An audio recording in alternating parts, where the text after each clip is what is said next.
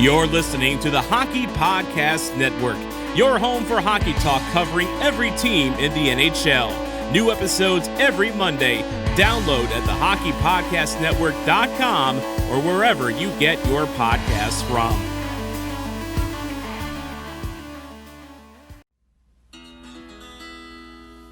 I was walking through the halls of a Minnesota rink when along came a Wild fan who started talking smack to me. He said, I bet you never liked the Blues until they won a cup.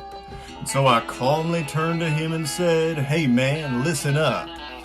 I admit it's pretty great to win Lord Stanley's prize, but listen, I've been waiting for this moment my whole life. Yes, sir, I'm a Blues fan. Yes, sir, I'm a Blues fan. Heartbreak's all I knew, man. That team from old St. Lou, man. Got a cup in here, 52, man. Give me a Let's Go Blues.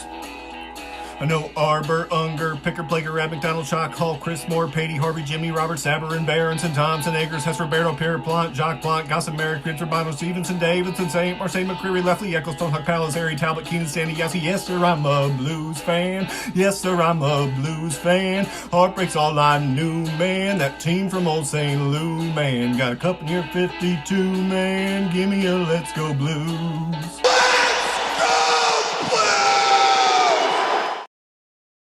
Hello and welcome to Bluenotes, located in the best city in the Midwest, better than all the rest, better than anywhere, St. Louis. And we are your home for Blues content on the Hockey Podcast Network. I am one half of your hosting team, Tom Franklin, joined as always by my partner in crime, the man called Wags. And Wags, how you living, man? Oh, living well. Despite the fact that the Blues are out of the playoffs, we do still have 4 native St. Louisans with a chance to win the Stanley Cup. So at least there's a rooting interest there, and some former Blues players that still have a chance too. So somebody from the Blues organization of St. Louis is going to win the Cup, and I am looking forward to that. Yes, I am as well. And you know, while it just tears your guts up inside that the Blues aren't in the playoffs anymore. Oh, by the way, that was a slight nod to the fact that you might be out next week. So going under the knife this week. Hope it goes well for you, bud. Thank you, sir. And a swift recovery for you. Yeah, I hope it is, because I really want to be back talking sports as quickly as possible, because that's kind of the thing that's driving me right now. Yeah, absolutely. Well, I mean, whatever hides the pain. Yes. Whatever hides the, and we're not just talking about the fact that Blues are not going to be defending Stanley Cup champions because they're out of the playoffs. It's still not fair. All right, that's fine. That's okay, fine. We're done. Really, we're done. It's fine. We're good. It's fine. But as you said, we can take solace in the fact that a St. Louis native will be on the Stanley Cup this year. And we have 4 choices. Of course, our buddy Pat Maroon, the pride of Oakville, still alive in Tampa, who might be the favorites to win the whole thing at this point, honestly. We have Scott Mayfield, the defender for the New York Islanders. I believe he's Chesterfield, I think. Somewhere out in West County, I think he is. Maroons Oakville. We have Paul Stastny, also West County, with Vegas. And then, of course, we have the pride of Chaminade High School, Ben Bishop for Dallas. So pretty cool that we're still going to have some St. Louis representation on the Stanley Cup this year.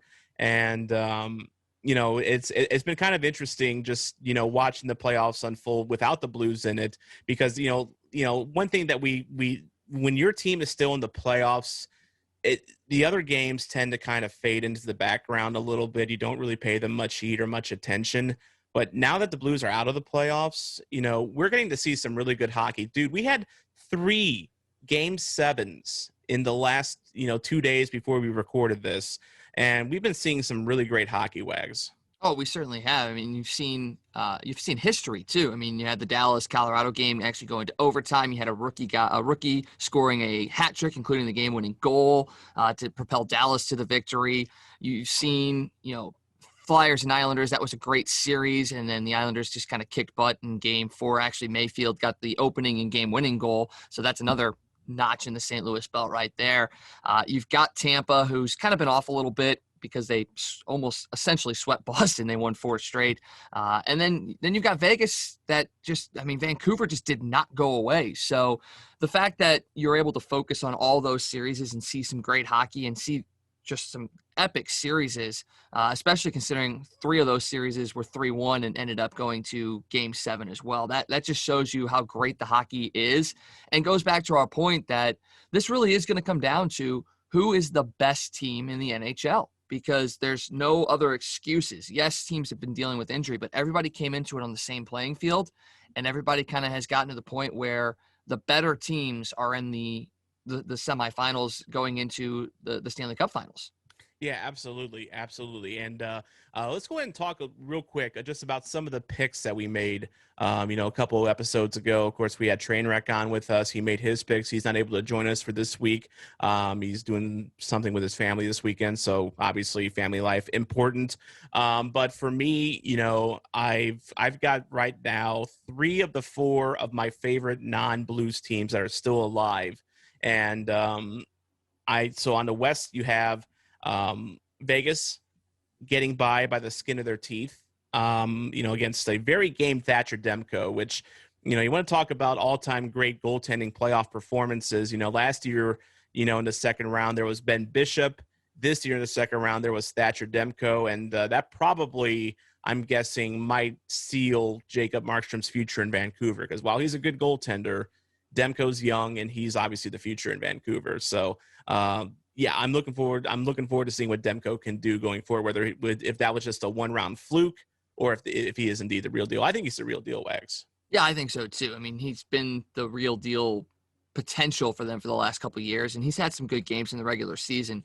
But just the fact that he came in and really led Vancouver back to a Game 7, and honestly, Vancouver had every chance to win that Game 7. Demko kept them in it. It wasn't until, I believe, the third period that Vegas even scored their first goal. So he kept that team in that game. And if Vancouver would have broken the ice first, I think Vegas would have folded. I really do. So, yeah, Demko is the future there, and he is going to be their starter next year. And unfortunately for Jacob Markstrom, who put in a great season and a great postseason run, he's going to be getting a good payday somewhere. Some team's going to pay him. It's just, unfortunately for them, it's probably not going to be in Vancouver. No, it's not. It's not. And then on the flip side of that, you have Dallas beating the Kroenke-owned Colorado Avalanche, which, and I had to explain this to Tyler from Offside by a Mile, who handles the Avalanche on our network here. He was kind of getting a little butthurt that I was so anti-Avs all of a sudden for Game 7. But it's like, I had to explain that it's like, have you ever seen the movie Das Boot? Wags? I have not, and I need to, because A, I'm German, and B, I'm a huge World War II buff, so I need to see that movie. Yes, it is one of the greatest war movies of all time. And by the end of the movie, you feel so bad for those submariners, that were featured throughout the whole movie, because they went through absolute hell. And it's just a shame that those submariners served Hitler. And that is how we feel about the Avs and Stan Kroenke. That sums it up right there. I mean, the players are great. I think McKinnon's a fantastic player. Cole Makar is going to be a great defender growing up. But they all get a paycheck from Stan Kroenke. So boo. But yeah, I was very happy to see Dallas advance. For one, they're an underdog story. I don't think anyone gave them a chance, even in the round robin, of being anything this playoffs. And then, they're kind of shocking the world as we speak. But also, I gained a lot of respect for Dallas last year during the round 2 series with the Blues. I mean, Asa Lindell aside, it was a very competitive series. It felt like 2 warriors going at it. And, here we are 1 year plus later, and Dallas is in Game 7 of a round 2. And I was glad to see they overcame the Avalanche and advanced, and just for nothing else, because of what they did last year and how close they were last year. For me, they're kind of a feel-good story for me, at least, Wags. Yeah, I mean, just look at Kiviranta. I mean, that right there should give you just a lot of excitement, because, I mean, last year they had Rupe Hentz, who was an annoying pest, but he was a pretty good offensive player. And now you got Kiviranta, who just burst onto the scene in Game 7, really had 11 games in the regular season. That was it. So it's just one of those things that every year there seems to be a team that has some sort of little piece of magic that gets you going. Last year it was Binnington for the Blues. This year, maybe it's Kiviranta for the Stars, and maybe they get a chance to get back to the finals and maybe actually legitimately win a Stanley Cup this year. I'm just saying. You never know. you never know. You really never. I mean, like last year, who could have picked the Blues in the start of the playoffs? I mean, and look what happened. And meanwhile, I'm here searching for a Kiwi Ranta jersey on Fanatics. So and coolhockey.com. So yeah, that the awesome story, man. Just coming out of nowhere, getting the hat trick hero, the game-winning goal. I mean, that's what you dream of when you're playing hockey as a kid, right? You're playing on the street, in between cars passing through, you live for moments like that. And it's so amazing, Wags, when you see those moments come to life. Yeah, I'm 35 and I still have those dreams.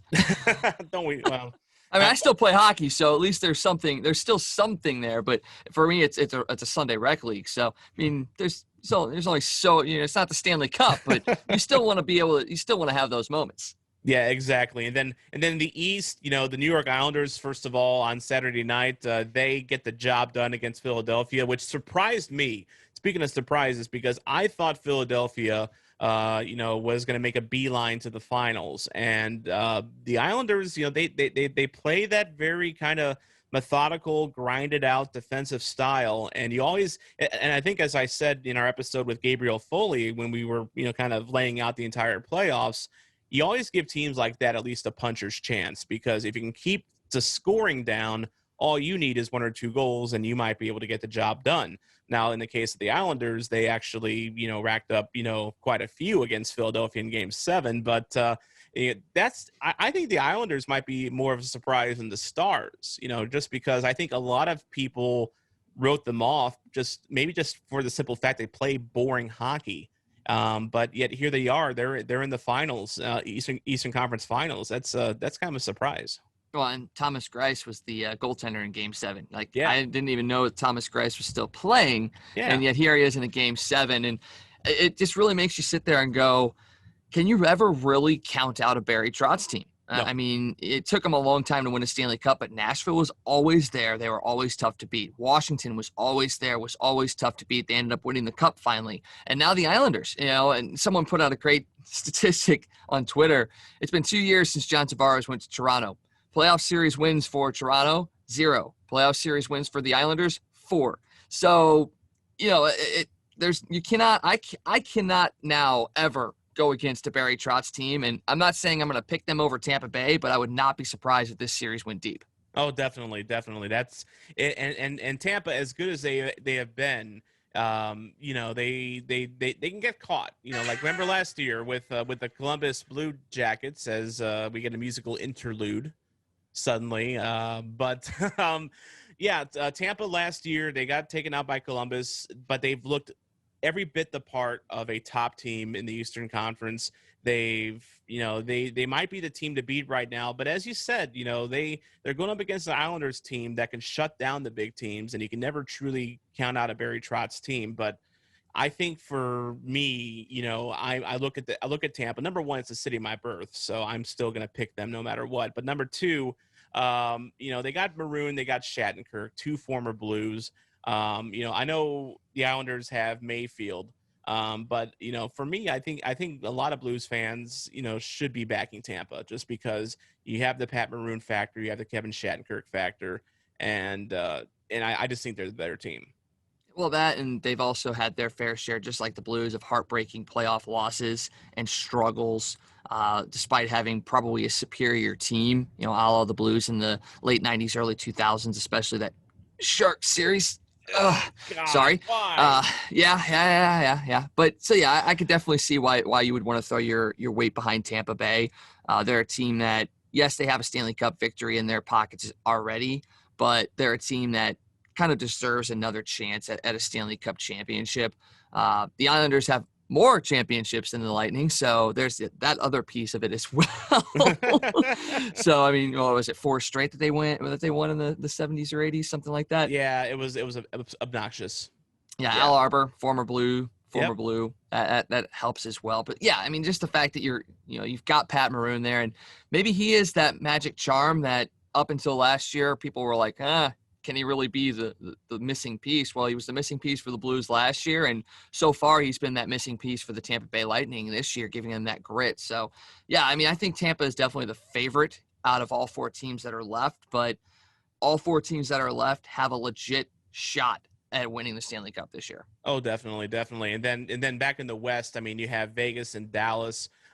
Vegas at once upon a time, I would have considered them to be kind of like the fee-fi faux fum favorite of the playoffs.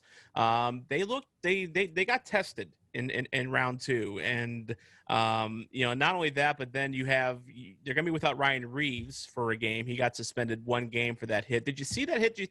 I mean, it looked like an ugly hit. I don't think it was intentional so much, but just a pretty ugly hit by Reeves. What do you think about that? Yeah, it's definitely the hit that they're trying to take out of the league, that flyby clip onto the head, because it's one of those things that it's so – I wouldn't say it's minor because it is a legit hit to the head, but it's such a fast, quick one. It's not like those big, brutal hits that you used to see in the 90s where you're like, whoa, that guy got destroyed. Yeah. I mean, I think the league knows that a guy like Ryan Reeves isn't a dirty player. He definitely toes the line sometimes, but he's not a dirty player. I think that's why he only got the one game. He did get a 5-minute major and did get kicked out of the rest of that game against Vancouver, but I'm not surprised that it was a game. And honestly, for Dallas, I'd be afraid because you get a guy like that and Ryan Reeves sitting out, missing a game. He's going to stew over what he could have done in game one, especially if Vegas were to lose that game. I'd watch out if I were the Stars in game two when Ryan Reeves gets back on the ice. Yeah, you gotta love Ryan Reeves. I mean, like even after he was kicked out of the game, he was in the tunnel, celebrating with the players, being there for his players. That's the one thing I remember about Ryan Reeves as a St. Louis Blue was how great of a teammate that he was, and it's one reason I miss him a lot. Oh, no question. And I'm looking forward to seeing what kind of antics he has for the Dallas Stars, because the last time he played the Stars, he had the famous kiss. Yeah. It's I'm going to be very, very interested to see what Ryan Reeves has cooked up for the Stars. And his brother Jordan was on Weekly Nightly last week, our Golden Knights podcast here on the Hockey Podcast Network. Very good conversation, and hopefully we can get Ryan on Bluenotes at some point here in the near future as well. We're trying to endeavor that as we speak. So, but as far as final picks goes, I mean, I think Tampa comes out of the East. Out of the West, I'm gonna say Vegas I'm gonna say Vegas in 7. I think this Dallas team's game, they're gonna give them a ride, but I still think Vegas comes out. Yeah, and you know what? I think you're probably right on that, but I'm gonna go on the limb here. I'm gonna say Dallas gets it in 6. Okay. I think that they are going to use that momentum that they came. I'm not a huge person that believes in momentum, but I think Dallas does, and I think they're going to ride what they have. Anton Khudobin has been phenomenal in net for the Stars, and I think it was a mistake that they put Ben Bishop in when they did. They could have ended that series a little bit sooner. I think this is Khudobin's team going forward. I think he is a guy that can win them some games. So I'm going to go Dallas in 6. Okay. I'm going to go out on the limb there, but I do think it's Tampa Bay in the Eastern Conference side of things. I think they're going to win their series in 6. I think the Islanders will be game as well, but I think it's going to be Tampa Bay, Dallas in the Stanley Cup Finals. Interesting. Okay, and I also have Tampa in 6 as well. So that, I can definitely see all that happening. So let's go ahead and move on to some Blues notes here. And first things first, of course, we had a big trade this week, as you can see on the board. If you're watching me up above my finger here, I got the right hand this time, so that's good. But Jake Allen has been traded away. He is now a Montreal Canadian. I gave my thoughts on it in a special video that I did on our Facebook and YouTube and Twitter. You can find at Bluenotes Pod. And it's the Jake Allen saga in St. Louis is a complicated one. First of all, I didn't even realize until I did that video that he'd been with the Blues for 12 years. That's a long time. I mean, do you remember what you were doing in 2008? I don't. 2008? Oh my gosh, I was 5 years out of high school. I probably didn't even know what I was doing with my life at that point in time. So 2008's too far gone. That's 12 years ago. That's crazy. It's a long time. I was just getting into radio in 2008. That's when I also did the whole, 5 years out of high school and I have no idea what I'm doing thing until I decided, you know what, I'm going to give radio a shot because why not? Because nothing else seems to be sticking. So long time to be a part of the St. Louis Blues. And, of course, Jake Allen, he had a lot of hype coming up. We kind of painted him as the next one, quote unquote, because of course the Blues have been looking for that next one since arguably you could say Fior, maybe. I mean, some would even say Cujo. But he looked good. He looked good at the start. He looked very promising. He forces Brian Elliott out of town, and then, well, let's call his tenure in St. Louis a roller coaster. Let's be nice and say that. But he goes to Montreal. Do you think it was the right move? For him, you know what? For him, I don't know. He seems happy about it. In the interviews that he's given, you can just feel the excitement in his voice. I mean, growing up, if you look at all of his backstory, every team he played for was a Canadians team, junior team, Pee-wee teams. They were all Canadians. He grew up in that area. So going back and getting a chance to play close to your home, close to your family, close to your friends is a very exciting endeavor, but it's also a lot of pressure as well. And the fact that he's got Carey Price in front of him, I think maybe lessens that a little bit because, obviously Carey Price is still one of the best goaltenders in the league, and he doesn't have to be the guy up there. And that's what we've seen with Jake Allen, especially down here, is that when he was the guy, there was that struggle. But when he had somebody there that can push him to be better, and Carey Price is going to be a guy that can push him to be the best, it's not a bad scenario for him. The thing is with the Canadians, they're paying over $10 million next year in their goaltending. You thought the Blues were kind of up against it paying $8 million for Binnington and Allen. You got the Canadians paying over $10 million for their two guys. So I think it's a good thing for Jake Allen. He seems to be happy about it. We're going to miss him down here in St. Louis. I think he got a raw end of the deal when it came to people, actually supporting him here in St. Louis. I've been an Allen apologist for years. I think he's a guy that proved a lot more than what people are giving him credit for. So I think it's going to be a loss for the Blues next year, not having somebody like Allen there to back up Binnington. But for the Blues' sake, it does open up money for Alex Pietrangelo. You weren't going to sign Alex Pietrangelo until you moved one of Allen, Steen, or Bozak. And the fact that they got a move out of the way now shows you that they have some wiggle room and that they know, okay, if Alex signs for this, we only have to get rid of this, not we signed Alex and now we have to get rid of all of this. At least now they know, what they have on the books and what they need to get rid of. And it makes it a little bit more palatable. So yeah, I think this was kind of a win-win for both. Allen gets the chance to go to a new organization, get a new start, be near home. But for the Blues, it's, okay, we got money to re-sign Alex Pietrangelo. It does put up the question mark of who's going to back up Jordan Binnington next year. And it also gives you the thing of, will Jordan Binnington be able to rise to the occasion as the number one? Because he strikes me as a guy like Allen that maybe needs somebody to push him to be better and better and better. So we'll see. I mean, Billy Husso's the guy that's going to probably be next up. We'll see. Is Husso going to be a guy that's going to be able to push Binnington to be better?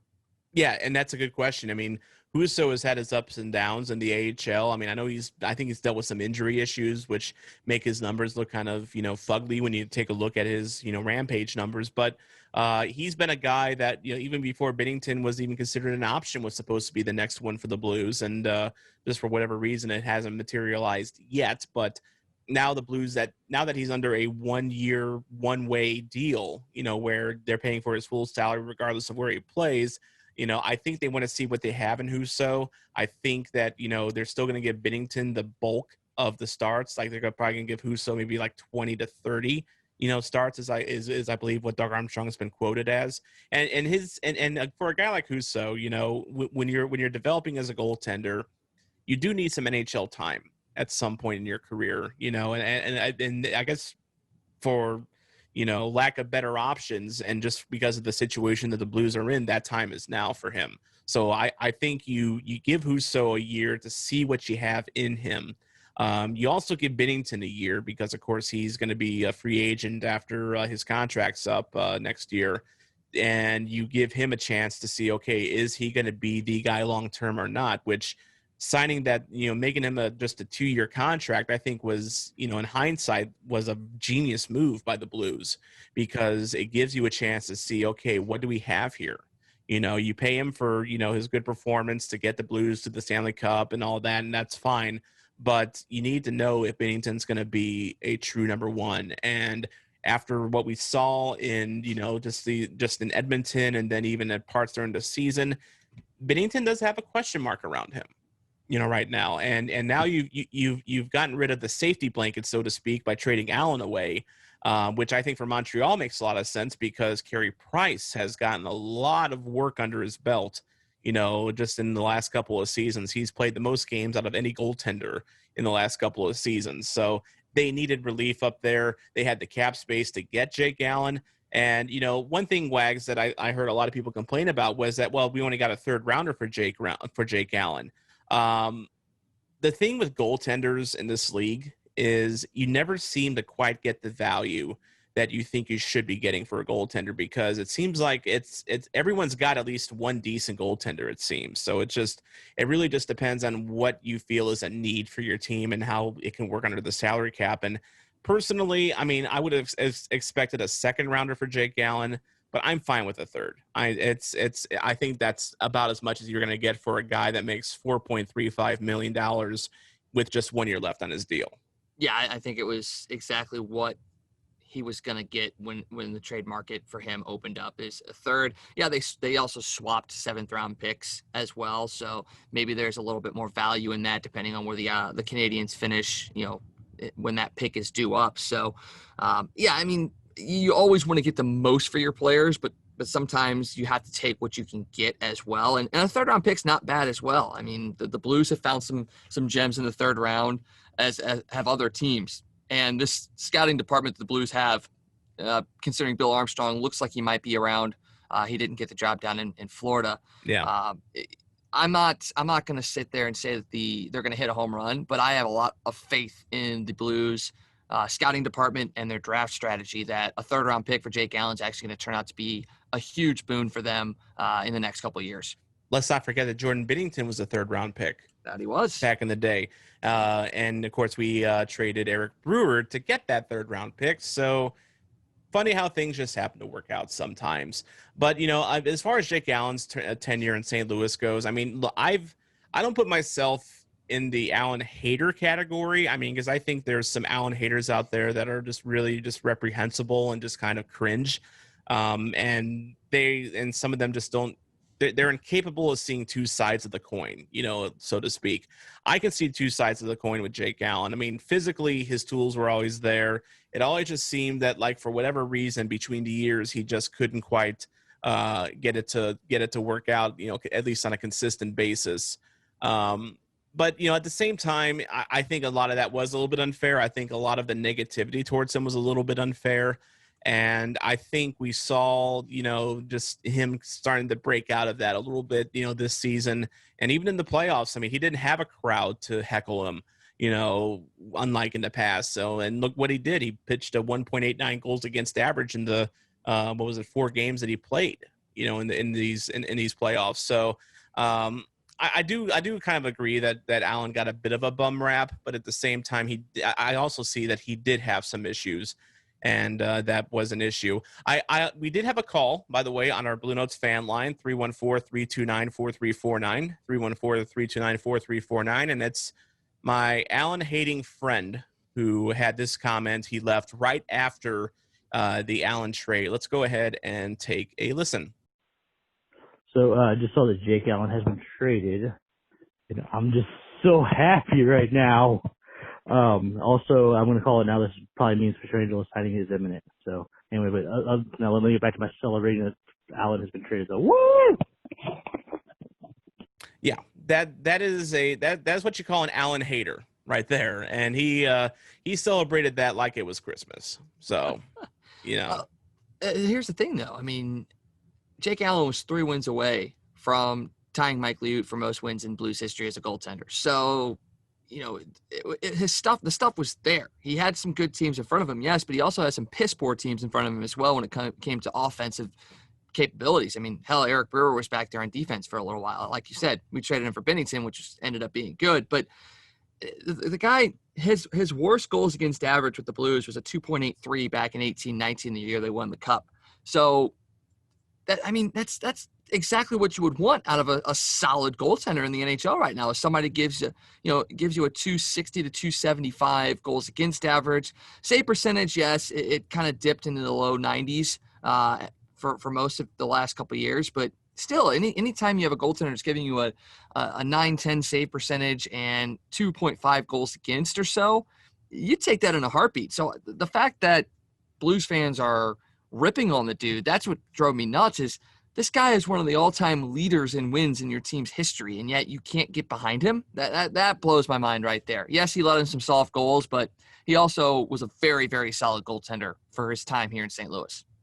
Yeah, I tend to agree with you on that, and I hope everything goes well for him in Montreal, which, by the way, can be a kind of a rough media market for players. We often talk about the Toronto microscope that these players get up there. Well, Montreal, there's a bit of expectation up there as well, so we'll see what happens. I'm going to be very interested in the Canadians this year, if nothing else, just to see how the Price-Allen dynamic works up there.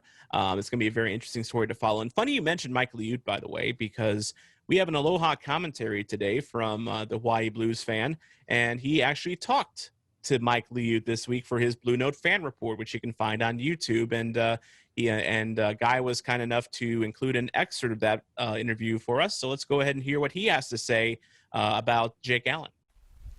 Aloha! This is Guy, the Hawaii Blues fan, host of the Blue Note fan report on YouTube, with my Aloha Commentary.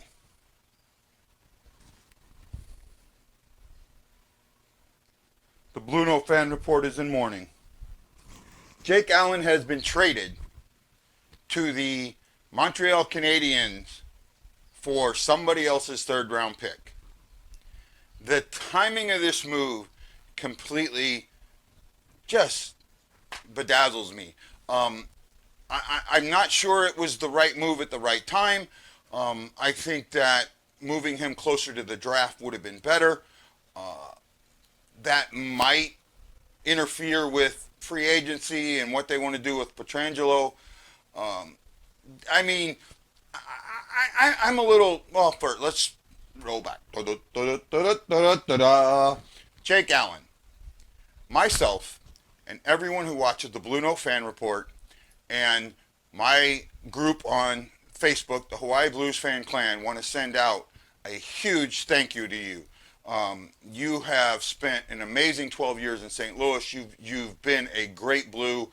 I'm glad that you're a Stanley Cup champion. I'm glad that your daughters are St. Louisans, and I hope to someday see you back with the team in some capacity. I wish you the best of luck wherever you end up, and hopefully Alien will still keep talking to me. He's a good guy. And hopefully you'll give me a moment or two to chat me up.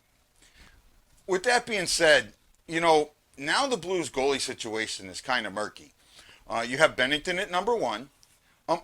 Jake Allen, here's the other thing. You got to remember, with his time here, he is second in wins behind my guest this week.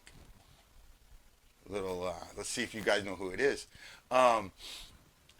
And he's second in shutouts to the Moose, Brian Elliott. He was a very good goalie. He had his ups and downs, but he did what he was supposed to do.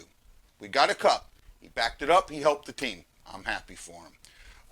But now let's look at our murky goalie situation. You have Bennington at one, who really needs to have a bounce back. We'll talk about that a little bit down the road. Then you have Billy Husil, who I don't think anybody sold on as an NHL player. Then you have probably Evan Fitzpatrick, who is 6'3", 206 pounds. He's 22 years old, from St. John's in Canada. Then you have Colton Ellis, who is 6 foot, 189, 19 years old, from Waikokomog, Nova Scotia, Canada. Why can't you get a better town name? That's a mouthful. After that is Joel Hofer, who is 20, from Winnipeg, Canada. And then, this is the wild card in all this, Vadim Zerarenko. He is a Russian. He's 19 years old. 19, he's 6'2", 176 pounds. He's still got a couple of years to grow into that body. He could easily end up at 6'4", 6'5", 210. I mean, this could be kind of a tall type goalie. This could be a goalie, you know, close to Bennington size. He could really be close to Bennington size.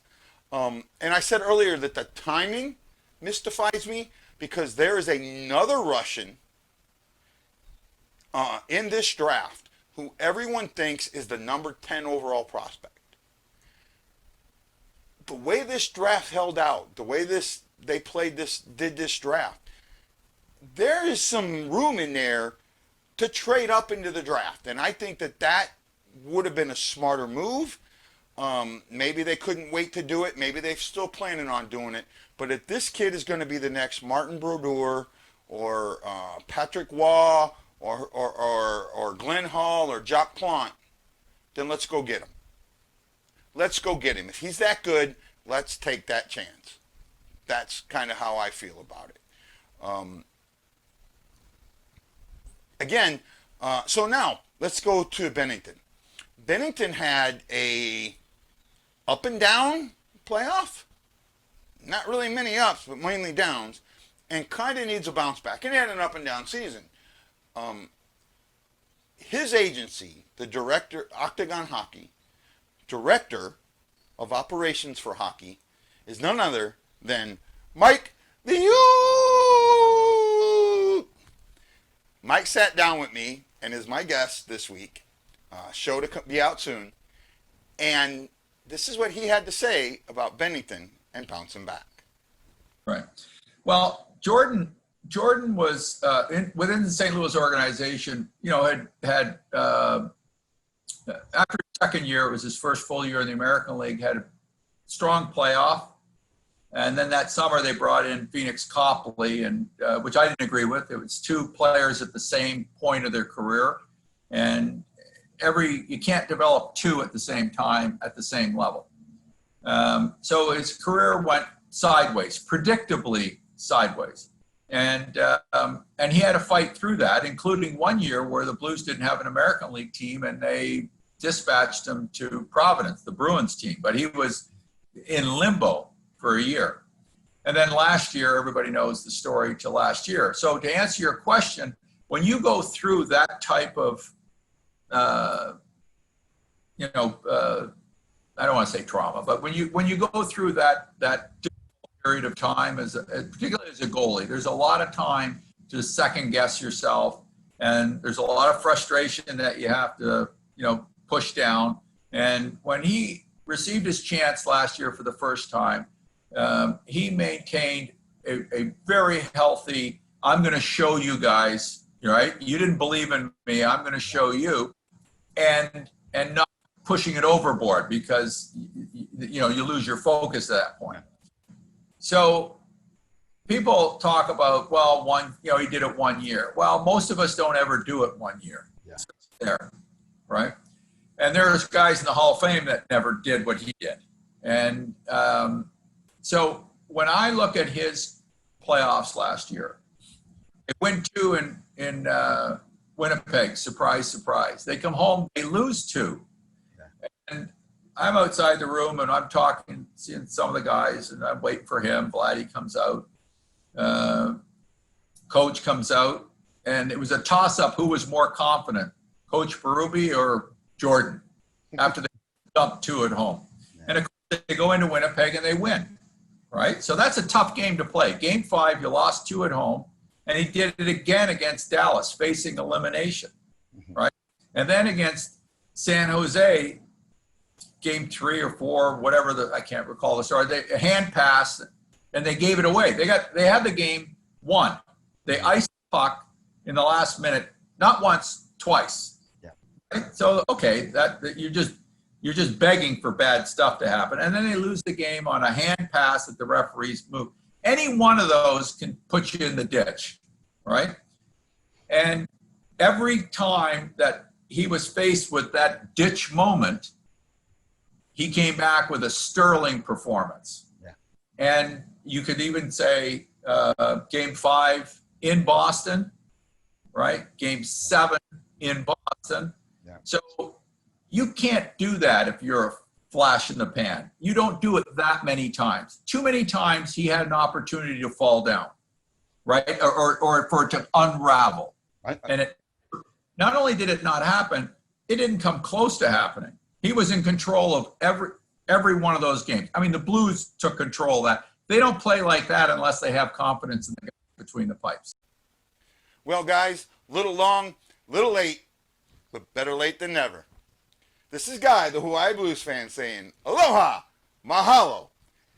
Oh, boy, did I mess that up. This is Guy, the Hawaii Blues fan, host of the Blue Note Fan Report on YouTube and Aloha Commentary, saying, aloha, mahalo. And you got to know, guys, I'm bleeding blue with you.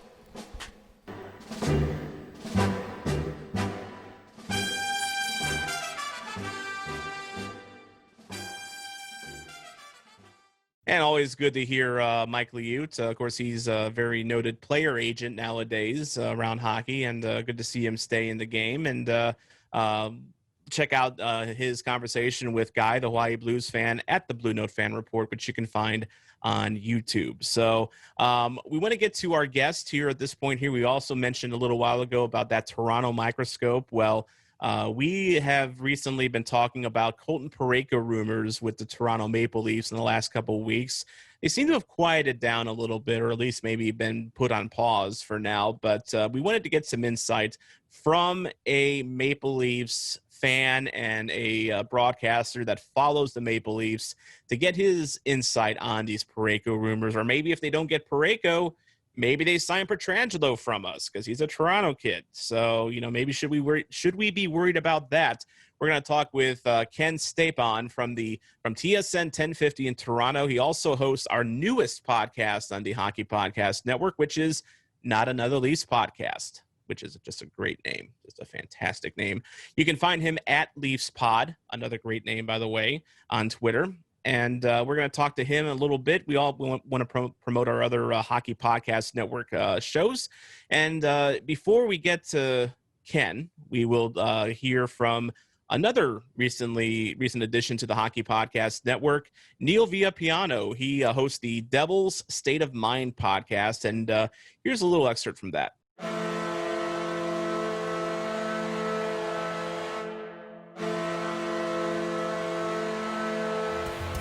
Woo! What is up, Devils fans? It's your boy, Neil Villapiano. Make sure you check out the Devil's State of Mind podcast here on the Hockey Podcast Network. From Taylor Ham or Pork Roll to how much we hate the Rangers, we got you covered.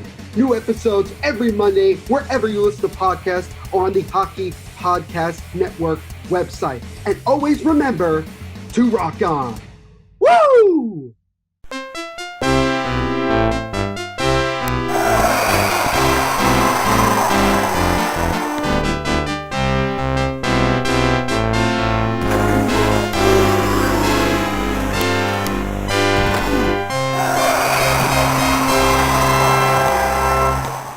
Beautiful NHL 94 music means it is time to welcome our Blue Notes face-off of the week. And this week we are facing off with Ken Stapon of TSN 1050 in Toronto, also a co-host of the Not Another Leafs podcast on the Hockey Podcast Network, one of our newest podcasts on the network. And first of all, I just want to say welcome to the network and welcome to the show, bud. Yeah, thanks, Mike. Thanks, Tom. It's good to be here. Nice to be on the Hockey Podcast Network. Everybody's been very welcoming so far, and looking forward to working with everyone moving forward, and another great offseason of hockey for both of our franchises. Oh, yeah, absolutely. It's going to be a very active offseason. And by the way, mentioning the network, one of the cool things that we do is we do our after-hours show on every other Saturday night, and we just had one last night. So hopefully you get a chance to check that out as well. I've been a part of it myself, and the last time I was on, it was let's just call it a very good time. Let's just say that I don't remember much of it, and we'll just leave it at that. But yeah, I was poking around a little bit on it this morning. Saw Isha and the guys firing it up. A little bit weird that he's trying to get to bed early on the same night that he's trying to fire up the after hours. I don't know if that's necessarily advisable, but it's a bit of an oxymoron, isn't it? Yeah, it's too funny. Well, when you go to bed at 4 a.m, 11 is still kind of early, right? Yeah, Yeah, that's fair. that's That's a like dinner fair point. time. That's like dinner time. Totally. All right, let's go and get down to business here. So, you mentioned, busy off season for the Leafs. It's going to be a busy one for the Blues just because they need to do some finagling to get Pietrangelo, under wraps and under contract. That already started last week with Jake Allen, as we talked about before we brought you on here on this edition of Bluenotes here. But first things first. So, the Toronto rumor mill, it never dies. It never sleeps. And, we caught wind down here in St. Louis of some rumors involving Colton Parayko. We heard Colton Parayko for Andreas Janssen, Timothy Liljegren, and the 15th overall acquired from the Kapanen deal with Pittsburgh. So I got to ask you, Ken, how legit are these rumors, or is this just more of the unstoppable Toronto rumor mill at work here? Well, when you say how legit they are, I think from Toronto's end, they're very legit. I don't think that they'd have any reservations about giving up any of the three pieces that were mentioned in question. From the St. Louis side, and I'm sure that you guys can speak better on this from me, I'm not certain that this is enough for a caliber player of Parayko, especially when you look at their inability to sign Pietrangelo to an extension yet, and there's a lot of questions about that. If Pietrangelo indeed is going to leave to go to another market, that makes Parayko is a much bigger part of the decor for this team moving forward. So you have to expect that if they were going to be getting something in return, they'd want something that's going to help them more in the short term rather than something that's going to help them build towards the future, which certainly the 15th overall pick and Timothy Liljegren aren't necessarily going to be able to contribute to the team right now. In that sense, St. Louis and Toronto are in the same boat where they're in the championship window and they want to be able to continue to compete over the short term versus looking at the long-term stability of the franchise. Yeah, and that's the thing with Parayko is he is such a big piece of this team. If you don't have Pietrangelo re-signed, why would you even consider moving a guy like Parayko? Because he is going to be the next guy up when it comes to great defensemen here in St. Louis. And we asked on Bluenotes if our fans would they do a Nylander for Parayko deal. We had well over 100 responses. It was pretty split actually, which is surprising to us. But in your mind, how realistic would a Parayko for Nylander deal be for both sides? When I look at the other side of this deal, I don't think this is realistic from Toronto's sense, at least going into this offseason. I think Kyle Dubas has been pretty clear in his availability in the offseason that he has no intention on dealing any of his big four, that being Tavares, Matthews, Marner, or William Nylander. I think in William Nylander's case as well, he'd be selling extremely low on this player at this point in time. When you look at his production over the first part of his career, there was a guy on Leafs Twitter the other day who posted something based off of the comparison to Nathan MacKinnon and what he was able to do over his first just over 300 NHL games. And Nylander's production over that time frame has actually been better than that of Nathan MacKinnon. And I feel like that's what the Toronto organization understands this player to be, that he can get to that upper echelon caliber of player and be on the same level of Austin Matthews and Mitch Marner and putting up, 80, 90 points a year pretty readily. I'm not sure that the value is there from outside franchises at this point in time. So unlikely that they'd be making a move, even though as far as a caliber's perspective and from a needs, Parayko would fulfill that for the Maple Leafs, as well as Nylander filling a need for St. Louis to bolster up front, especially with the problems that you guys have had with Vladimir Tarasenko in the injury category.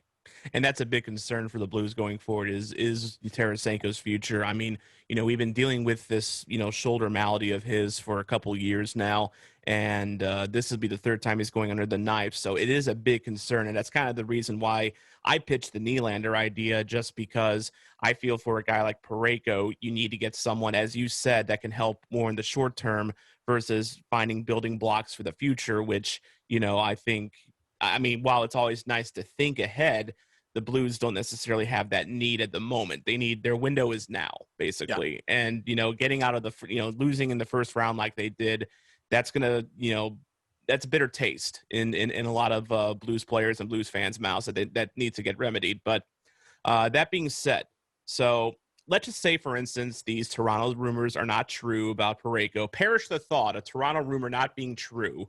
Then Blues fans have to be wondering if Toronto looks elsewhere to fill that, top, pairing right-handed defense spot. That has always been an issue for you guys. It seems like you for the longest time you've been looking for. When was the last time you had like a legit top pairing right-handed defender that you can think of? That was like a franchise level guy. Man, it's been a really long time. Like, I feel like even on those early 2000s teams were probably the last time that the Leafs felt really comfortable with their D-core in general. And that was anchored by Brian McCabe and Thomas Kaberla. Ever since then, it's just been sort of a patchwork group. Morgan Riley's been the one constant for them over the last 7 or 8 years. Obviously, he's coming into a big contract extension coming up, not this year, but in the following season. So that's something that Toronto has to consider when they're making contract extensions now or making offers to free agents, that they're going to have to pay the guys in their organization already right now down the road if they want to keep them there. So the right side of the D-core, I mean, the only right-handed shot that we have right now on the roster going into next season is Justin Hall. And that's not necessarily like, he's looked good at times when he's paired with Jake Muzzin, but we saw how much trouble the Maple Leafs had when Muzzin left the lineup, and then you were forced to make your shutdown pairing, Dermott and Hall. They're really exposed in that matchup. So they're for sure going to need to bolster the right side with something. It's either going to have to be addressed in free agency. There's a couple big names coming out there, or with a trade, but they're going to have to do something if they want to have success or more success once they enter the postseason next year, because the defense depth, as we all know, is the most important. And if you don't have 7 or 8 guys that you're ready to go to war with, you're going to be in trouble once the injuries start piling up. So knowing that, and then also knowing, recently you signed Toronto native, John Tavares, that was kind of like the big homecoming for him. Yeah. We know Pietrangelo is a Toronto native, but we also have an idea of what he'll be asking for in terms of, contract and terms. So if, say Parayko doesn't work out for you guys, or, if Bush, if you guys backs are up against the wall, would Pietrangelo be a realistic option for Toronto? Would we love to have him? Of course. There's 31 teams, soon to be 32 once the Kraken come in, who would love to have Pietrangelo in their lineup. Is it realistic? Now, as far as the cap's concerned, I'm not sure that Toronto's going to be able to squeeze this guy in. When you just look at the raw numbers, could they squeeze him in this season? Potentially they could. If they'd have to move out a little bit more money. It would probably mean moving Frederik Andersen out for a cheaper goaltender, and definitely moving Andreas Janssen out. But then when you just look at the raw numbers and having so much of your cap tied into what would ultimately be 5 players, you'd have probably about 50 to 60% of your cap tied into that. That's just not sustainable, because those 5 players aren't going to be on the ice enough to make the difference. So when you look at a player of Pietrangelo's caliber and what he's going to command, which you figure the minimum is probably going to be $8.5 million over 7 years, like, is that a fair, reasonable argument? And I'm only going low on that, understanding that there's a flap cap moving forward. I think that if it was a regular year, he would probably supersede that number of 8.5. But even going on the low end and looking at that term, I just don't see a way that Toronto would be able to make that work in a deal for that player. Yeah, and you talk about having to move a guy like Frederik Andersen out. I mean, he's kind of been the guy for you, and losing him to bring in a defenseman, that would just be too scary in my mind. It's counterintuitive, but the chatter has been going in Toronto, whether there's any truth to it or not. Like you said, the rumor mill's always going, and sometimes, usually where there's smoke, there's at least a little bit of a fire. Kyle Dubas actually had to address this because Anderson's agent was addressing it, and obviously was causing some discourse in the locker room. He called Anderson and was just saying, listen, man, I'm not offering you up to anybody. He's like, but I just want you to know that teams are actively calling me to see if you're available. I think that if likely a free agent such as Robin Lehner came available, and Vegas doesn't re-sign him, that Toronto would sniff around on that and see if they could get maybe a goaltender of that caliber who's proven that they can win in the big games signed in, and then you maybe look at moving Anderson. But to move Anderson before you have a bona fide option to take his place is kind of like quitting your job before you have a new one. It's just not a good idea. And he's been so consistent in the regular season, with, in large part, taking the most rubber of any goaltender over the last 3 or 4 years that he's been in Toronto. Yeah, it's very, very true. It's brutal. Like 50 shots a game on average, probably. Yeah, he's taken for sure like 35, 40, 45, 50 shots a game. And if you look at the numbers, it's like he's usually far and away taken the most shots of any goaltender in the league over the last couple of years. Crazy. Well, now the Blues and Leafs, they've had some dealings over the years. The one that stands out to me, though, the most is that Nikita Shostakovich deal. Just kidding. Just kidding. Not that one. Not It's Soshnikov. You don't like that guy? Nice is he even depth with the winger for you. organization still? Is he still with the No, organization? I don't even know. I think he went back to the KHL, honestly. Yeah, probably a better place for that player. He can contribute a little bit more. He never really was cut out for the NHL level, I don't think. No, me neither. Not at all. But really, in all seriousness, it's that Lee Stempniak for Alex Steen and Carlo Koliakovo deal. Worked out great for St. Louis. But what was the thinking in Toronto at the time that move was made? Oh, man, you're bringing up some deep wounds here. Like, this was part of the dark ages being a Toronto Maple Leafs fan, like really those early 2000s teams where they just didn't seem to have any idea how to construct a roster that was going to be competitive, despite having the advantage of an unlimited payroll of MLSE. They just weren't able to flex that properly to put a winning team on the ice. After the lockout, I feel like the Maple Leafs were one of those teams that just got stuck in the past. And they wanted to still play the game the way that the game was structured before the lockout, that sort of slow, that grinding, that hooking, that slashing, holding along the boards. That was what they were built for. And they really were still trying to win that way when they made this deal, probably giving up on a couple prospects a little bit early, which is why Toronto fans are so shy to be shipping Timothy Liljegren out of town. I mean, it seems anytime we trade one of these younger players, they go and pop off in another place.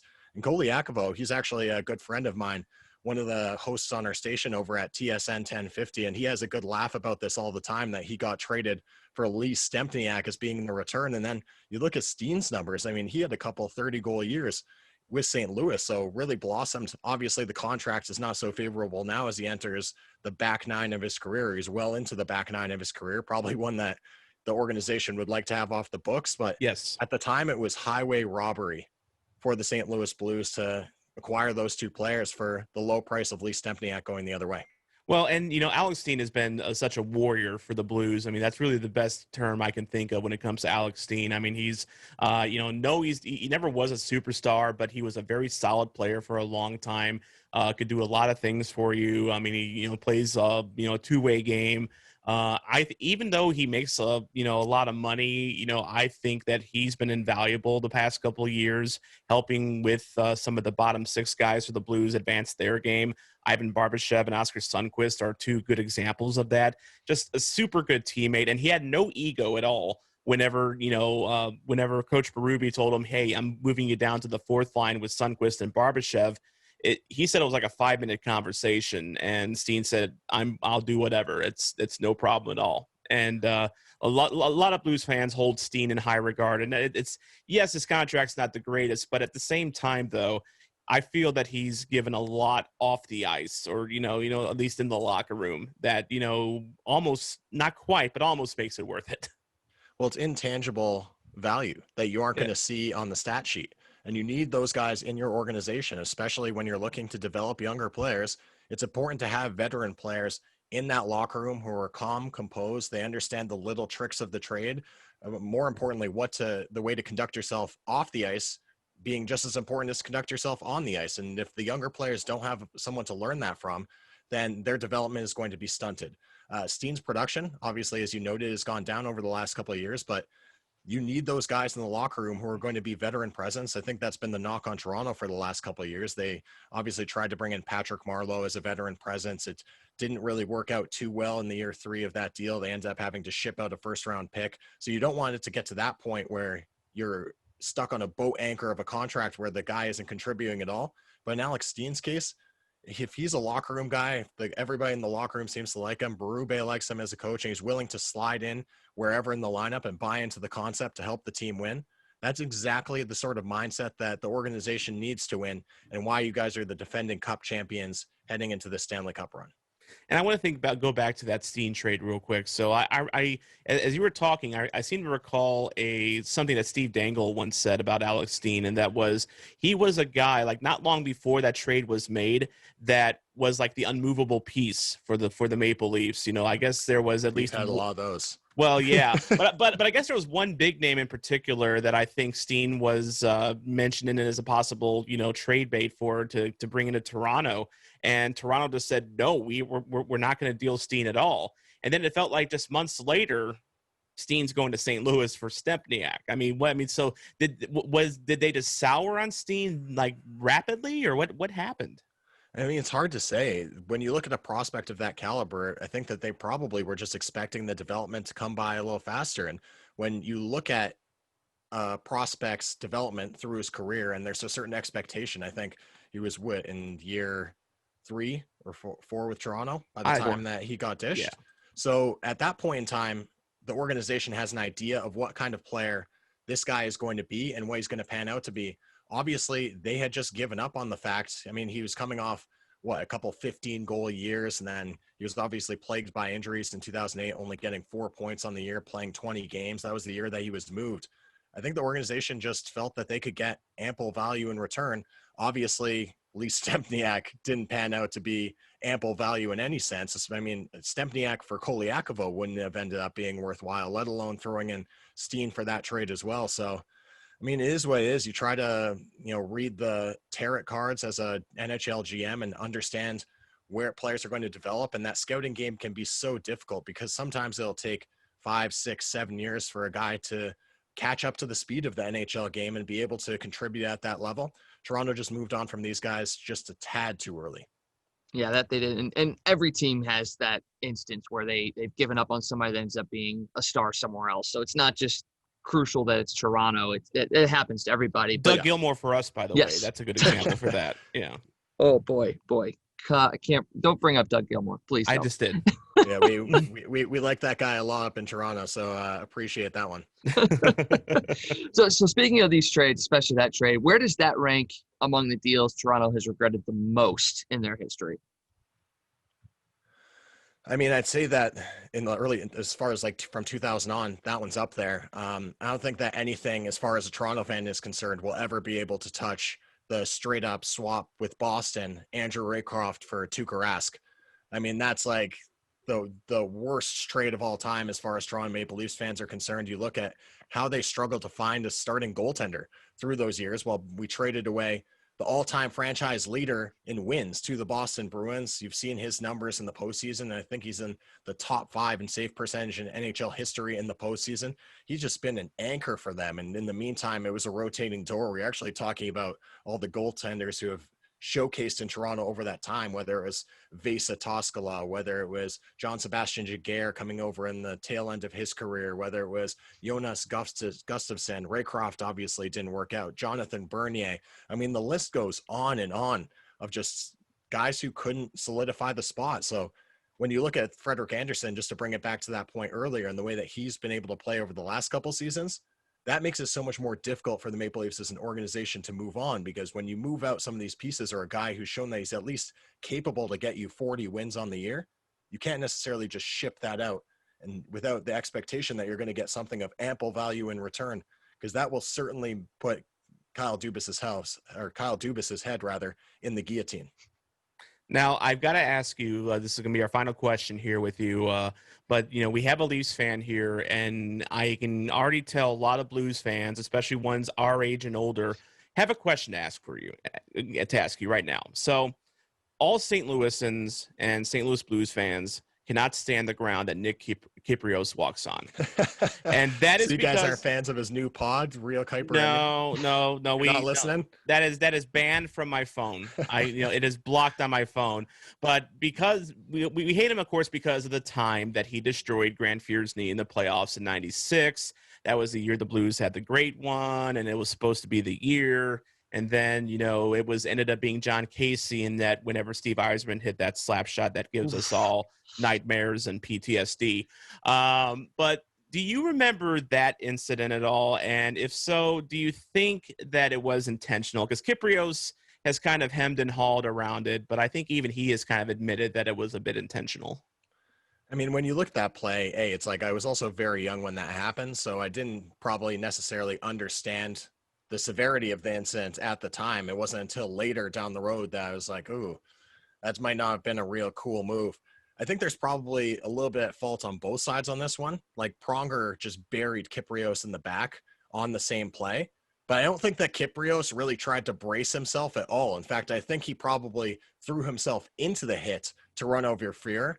I mean, when you look at the game at that point in time, though, this sort of stuff was just commonplace. People crashed the net. There was always the gritty stuff going on in the corners, the elbows, the butt ends, the hooks, the slashes, and the cross checks in the back.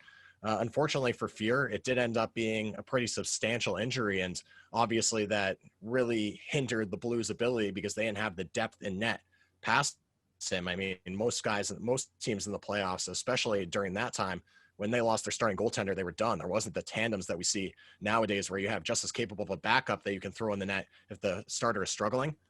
But Kyprios is a player who always played with an edge. He was in the league because he played with an edge. It wasn't because he was going to go out there and score a bunch of goals for the team. It was because he was going to do the things that nobody else on the team would do so the team could get a win. So in that sense, understanding what caliber of a player he was, and understanding how he was going to be able to contribute to the lineup against a team like St. Louis, it wouldn't surprise me if he might have taken a little dive into Fear, if not, maybe not with the intent to injure him, but at least with the intent to shake him up a bit and rattle him up a bit, because he was killing Toronto up until that point. Yeah, and Fear was having just an incredible year. That was the year that he started like 78 out of the 82 Blues regular season games. Unreal. Well, partly because, I mean, Grant Fear has unreal resilience, but also because Mike Keenan was a freaking psychopath. But that's besides the point. And Wags, I mean, you've seen that that play probably at least 100 times. I mean, yeah, Pronger did bump Kyprios, but the way Kyprios fell, he went the other way of where he should have fell, basically. That's my stance on it. That's your stance too, right, Wags? Yeah, I mean, but to Ken's point, that was the style of game that was being played at that time. So, I don't think it was an intent to injure, but definitely an intent to rattle and get inside Grant Fear's head. It just happened to be at the worst possible angle, and it just became the worst possible outcome of it. Like you said, we all hate Nick Kyprios here. We thought that was going to be the year for the Blues, but now we've got a Stanley Cup, and be perfectly honest, I'll extend an olive branch and I'll have him on the show and let him plead his case and maybe even get back into the good graces of St. Louis fans. So if there's ever an opportunity for Nick Kyprios to be on our show, I'll take it. It's an olive branch. It's out there for him. Well, I recently watched Grant Fear's documentary, which is excellent, by the way, that came out just in the past couple of years. And he was talking about that incident, and Fear doesn't hold any grudge against Kyprios over that. He knows what Kyprios was trying to do, just trying to create some chaos, as he said, which, that makes some sense. It just kind of, unfortunately, Fear's knee was in the position to where if he did get hit, what happened. So it was an unfortunate incident. And I guess you're right. I guess the Stanley Cup does help heal all wounds, although we have a Leafs fan in our midst. So maybe we shouldn't be talking about that too much. I don't know. Yeah, don't talk about the Stanley Cup too much. I mean, we're ready to plan the parade already. It seems like coming into every preseason. I think this one might have a little bit of a different feel because there's a lot more questions for the first time really in the last 4 or 5 seasons, but still excited to see what the team can whip up here in the offseason. A couple of big name free agents out there, a couple of your boys, Aloha Pietrangelo, a couple other defensemen, and Chris Tanev, TJ Brody on the market. So there will be a lot of excitement. We'll have to see how everything shakes up for what hopefully will be 2 cup contender teams coming into next season. And I guess Kyle Dubas's job is safe for the moment. Yeah, for now, I don't think the organization has any intention on moving on from Dubas. I think usually you give them at least 3 years, 4 years to get their players and their system in place. This is his first year that he'll have his head coach in place as well, Sheldon Keefe, who came in I think I was about 20 games in relief of Mike Babcock. So I don't expect that Kyle Dubas is on the hot seat at all at this point. Now, if Toronto doesn't make the playoffs this year, or if they face another first-round exit, then there might be some questions to be asked. But in the short term for now, his job will be all right. Yeah, there was some hot seat talk after the first round exit, but as you said, give the guy some time. And thanks for being on our hot seat as well, Ken Stapon of TSN 1050 in Toronto, as well as Not Another Leafs Podcast, which, by the way, I love the name of that, for real. I mean, that is easily in my top 5 of all Hockey Podcast Network podcast names. Seriously, bravo, sir. No, I appreciate it. There's so much Leafs content out there. It's like, what else are we going to do? Well, everybody's favorite and least favorite team in the league. Exactly. And go ahead and plug away. Tell us where we can find you. And, of course, you're up and running with the Hockey Podcast Network. So who you got on this week? Yeah, it's at B McCarthy 95 and at Ken Stapon. We're both the hosts. Really good stuff on the Hockey Podcast Network, at Leafs Pod on Twitter. We got into some pretty good chatter just this week about all the playoff series. I mean, Dallas, what an incredible win over Colorado. Really exciting. I mean, they were my favorite to come out of the West. So it'll be exciting to watch that series between Vegas and Dallas unfold. We got into that, as well as delving into the Eastern Conference and Frank Saravelli's trade bait board. I don't know if you guys have checked that out on tsn.ca, but he threw a couple absolute grenades into the free agent market, including Matt Murray, Patrick Laine, Oliver Ekman-Larsson, all in the top 20 players that he suspects will be dealt at the deadline. We got into that in our favorites and least favorites of who's actually going to get dealt off that board. So a lot of great content every week on the Hockey Podcast Network, new episodes every Monday. And I think Vince Dunn was number 13 on that board, if I'm not mistaken, Wags. He's a guy that's been a popular trade idea this offseason. So we'll see what happens with him. But in the meantime, Ken, thank you so much for being on, and we'll be tuning in every Monday. Yeah, cheers. Thank you very much, gentlemen. Enjoy the rest of your weekend. All right, we'll pay some bills and then close out this episode here on Bluenotes.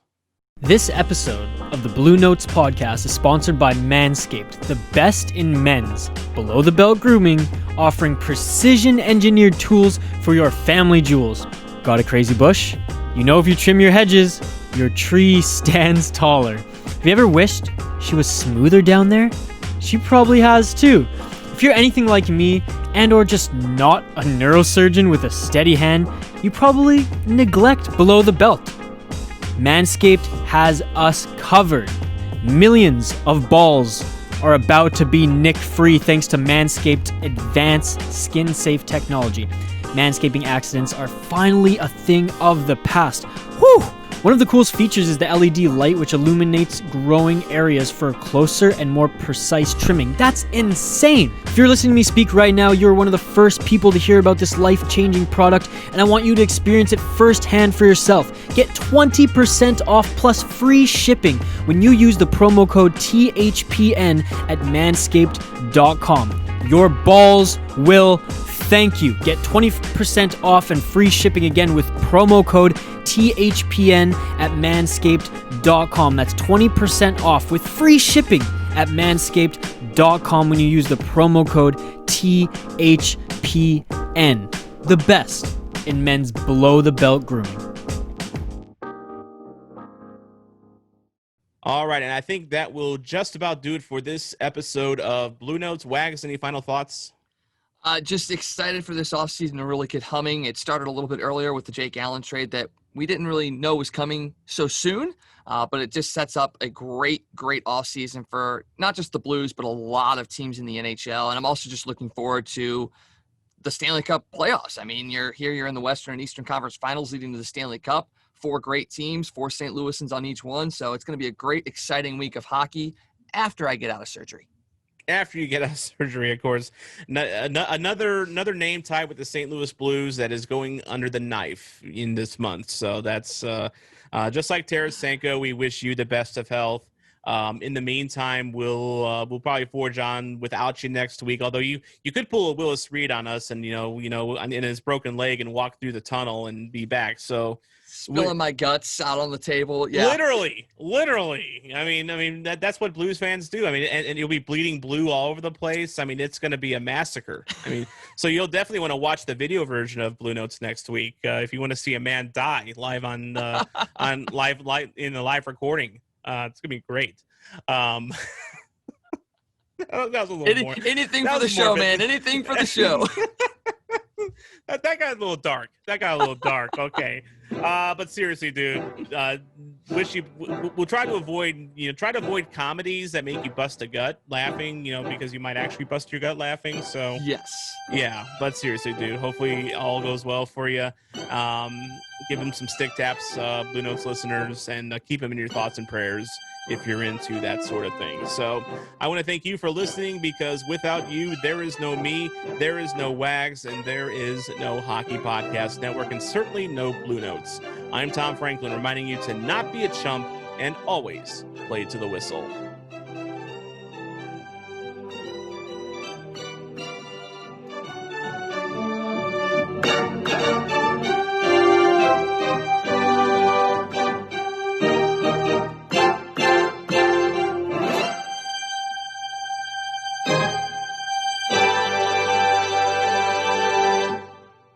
You're listening to the Hockey Podcast Network, your home for hockey talk covering every team in the NHL. New episodes every Monday.